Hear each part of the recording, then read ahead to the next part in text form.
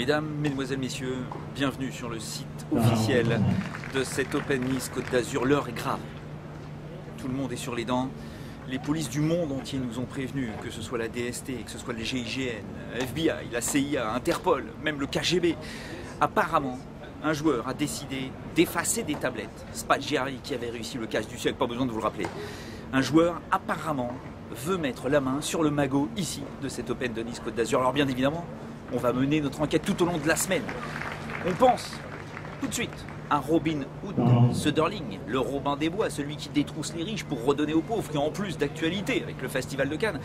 On va le surveiller de très près, lui qui est capable de débiter ses adversaires à main nue. Est-ce qu'il est capable de débiter un coffre-fort? Robin Hood Söderling fait partie des suspects. Nous avons Fernando Verdasco, alias la dynamite en coup droit, le dynamiteur, tout à fait capable lui aussi de faire exploser la banque pour récupérer le magot. Il fait partie de la liste des suspects. On n'oublie pas bien sûr Gaël Monfils. Ah, Gaël Monfils, on pourrait un peu le baptiser le reptile, capable de se faufiler un peu n'importe où, quels que soient les interstices les plus ténus, il est capable, le bougre. On va le surveiller même si c'est un Français.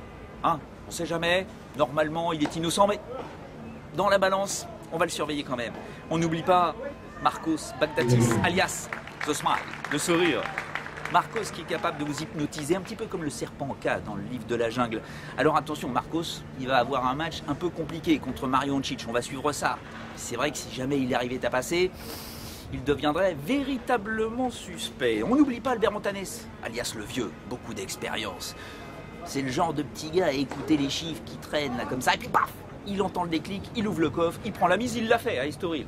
Attention, 2 fois de suite, celui-là, c'est pas parce qu'il est âgé qu'on va le laisser de côté. Et puis bien sûr, on pensait à Arnaud Clément.